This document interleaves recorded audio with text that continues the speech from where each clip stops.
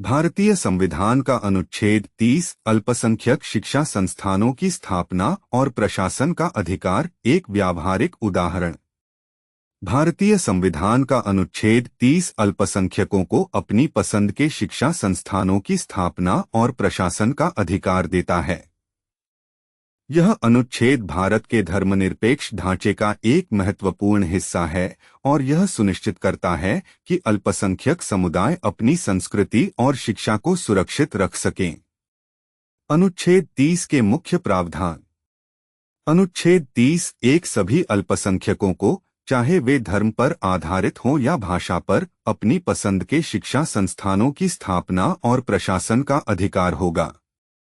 अनुच्छेद 30 दो राज्य शिक्षा संस्थानों को सहायता देने में इस आधार पर भेदभाव नहीं करेगा कि वे किसी अल्पसंख्यक समुदाय के प्रबंधन के अधीन हैं, चाहे वे धर्म पर आधारित हों या भाषा पर। व्याख्या। यह अनुच्छेद दो महत्वपूर्ण अधिकार प्रदान करता है। एक, शिक्षा संस्थान स्थापित करने का अधिकार। अल्पसंख्यक समुदायों को अपनी विशिष्ट आवश्यकताओं और मूल्यों के अनुरूप शिक्षा संस्थान स्थापित करने की स्वतंत्रता है। वे स्कूल, कॉलेज, तकनीकी संस्थान या कोई अन्य शैक्षणिक संस्थान स्थापित कर सकते हैं। दो, शिक्षा संस्थान का प्रशासन करने का अधिकार। अल्पसंख्यकों को अपने द्वारा स्थापित शिक्षा संस्थानों का प्रबंधन और नियंत्रण करने का अधिकार है। वे पाठ्यक्रम, शिक्षण विधियों, प्रवेश प्रक्रिया और अन्य प्रशासनिक मामलों का निर्धारण कर सकते हैं। महत्व। सांस्कृतिक संरक्षण। यह अनुच्छेद अल्पसंख्यकों को अपनी संस्कृति, भाषा और धार्मिक मूल्यों को बनाए रखने और बढ़ावा देने में मदद करता है। शैक्षिक सशक्तिकरण। यह अल्पसंख्यकों को गुणवत्तापूर्ण शिक्षा प्राप्त करने और समाज में समान अवसर प्राप्त करने में सक्षम बनाता है। धर्मनिरपेक्षता। यह अनुच्छेद भारत के धर्मनिरपेक्ष ढांचे को मजबूत करता है और सभी समुदायों को समान अधिकार प्रदान करता है। एक व्यावहारिक उदाहरण।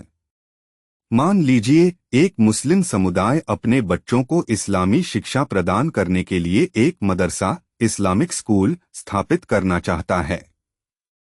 अनुच्छेद 30 उन्हें ऐसा करने का अधिकार देता है। वे मदरसा की स्थापना कर सकते हैं, इस्लामी पाठ्यक्रम पढ़ा सकते हैं और अपने धार्मिक मूल्यों के अनुसार संस्थान का प्रबंधन कर सकते हैं।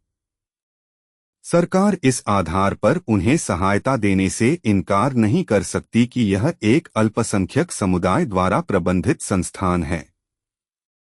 एक और उदाहरण।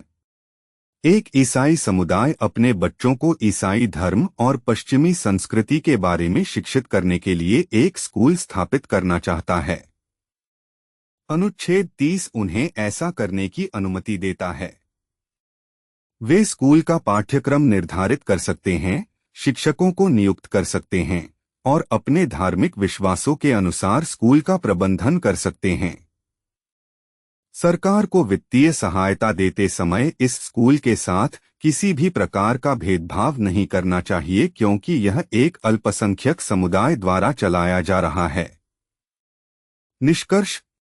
अनुच्छेद 30 भारतीय संविधान का एक महत्वपूर्ण हिस्सा है जो अल्पसंख्यकों को अपनी शिक्षा और संस्कृति को संरक्षित करने का अधिकार देता है।